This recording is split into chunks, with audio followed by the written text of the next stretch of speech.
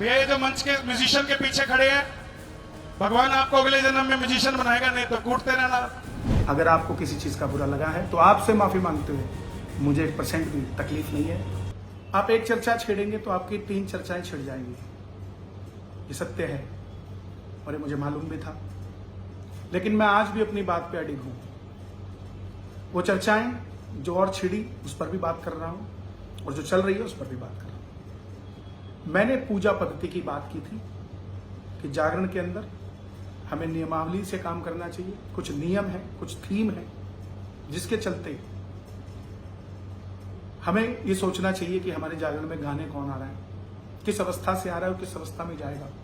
क्या वो वैष्णव है जो वैष्णो देवी का भजन कर रहा है, उसको हिंदू मुस्लिम पर जोड़ दिया गया। क्या ये सही है? अपने आप को छुपाने के लिए बहुत अच्छी चीज है ये कि जैसे ही कोई छेड़े तो उसको हिंदू मुस्लिम पर ले आओ। लेकिन समझदार लोग, सूझवान लोग, सनातनी लोग समझ रहे हैं इस बात को, सपोर्ट में आ रहे हैं, मैं उनका भी धन्यवाद करता हूं।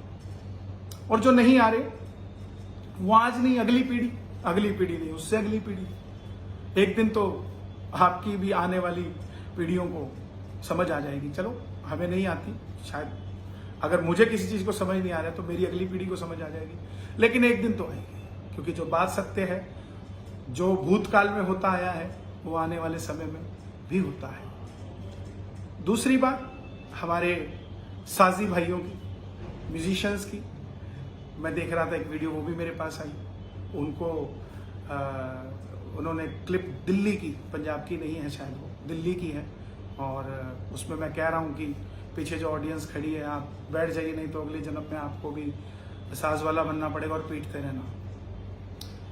पहली बात तो म्यूजिशियंस जितने हैं मैं सबको प्रणाम करता हूँ और हमारा परिवार है। अगर आपको किसी चीज का बुरा लगा है तो आपसे माफी मांगते हुए मुझे 1% भी तकलीफ नहीं है और ना होगी, क्योंकि गोस्वामी तुलसीदास जी ने भी कहा है, ढोल गवार शूद्र पशु नारी सकल ताड़ना के अधिकारी। ढोल को बोलने से नहीं बजता, उसको पीटना पड़ता है। तो हमने जो सुना, जो संतों से सुना, उन्हीं शब्दों को हम कीर्तन में यूज करते हैं। और वहां भीड़ बहुत ज्यादा थी, मैंने 20 बार पब्लिक को बोला कि बैठ जाइए, नहीं बैठे नहीं। तो ढोल के पीछे थे, तो ढोल वाला अक्सर बोलता है कि डगा लग जाएगा किसी के, तो किसी के चोट लग जाए तो वो पिटता रहता, क्या फायदा। इसलिए ये बातें बोली गई। फिर भी अगर आपको बुरी लगी है तो मैं अपने म्यूजिशियन से, क्योंकि साज या तो भगवान के पास हुआ है या फिर साजियों के पास हुआ है, मैं उनसे क्षमा मांगने में मुझे कोई तकलीफ नहीं, मेरे छोटे बड़े भाई हैं। और तीसरी चीज जो यहां बात हो रही है कोई रिकॉर्डिंग वायरल होने की, तो सबकी अपनी अपनी मानसिकता है साहब। किसी भी तरीके की टीआरपी लेने के लिए कोई कुछ भी कर सकता है। हम अपनी बात कर कर जाते हैं, हम जाकर नहीं किसी को तंग करते। हम पहले कुछ बोले और बाद में कुछ बोले, ऐसा काम नहीं करते। और बात रही मैं क्या सेवा करता हूं, क्या नहीं करता हूं, इससे मुझे किसी से कोई वार्ता नहीं करनी। मेरी भक्ति मेरे घर से शुरू होती है और वहीं पर खत्म हो जाती है। और फैक्ट है ये, ज्यादा पैसे इसीलिए लिए जाते हैं कि कार्यक्रम कम किए जाएं, क्योंकि हम लोग इतना कार्यक्रम नहीं कर सकते। लोगों की इच्छा है फिर भी जाएं तो जाना पड़ता है। और बहुत सारी ऐसी जगहें हैं जो मंडल जिनके पास मैं सेवा करके आता हूँ, और ऑलरेडी पंजाब में भी काफी मंडलों के साथ हमने कॉम्प्रोमाइज कर उस काम को किया है। ठीक है, वो मंडल आगे नहीं आता बोलने के लिए, मुझे उससे कोई गिला नहीं है, लेकिन फिर भी हमें सोचना चाहिए, साथ देना चाहिए। तो मैं पुनः आप सबसे निवेदन करता हूं कि मैंने कोई हिंदू मुस्लिम नहीं किया है। जो लोग ये कर रहे हैं उनको समझना चाहिए, उस चीज को समझें। आस्था अगर आपकी है तो आस्था हमारी भी है। अगर आप भोलेनाथ को इतना मानते हो तो भोलेनाथ को भोलेनाथ रहने दो। माता चिंतपूर्णी के दरबार के वो पुजारी जो कहते हैं गद्दी पे बैठ के कि मेरा बापूलाल बादशाह जी है, तो वो पुजारी जी को भी सामने आकर स्टेटमेंट देनी चाहिए, क्या ये सत्य है।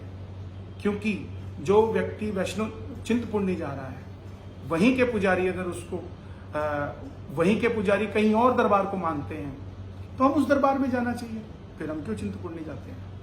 तो वो पुजारी जी को भी आगे आना चाहिए और इस बात का खंडन होना चाहिए। कब तक पहले बोलते रहो फिर माफिया मांगते रहो, ऐसा नहीं होना चाहिए धर्म के लिए।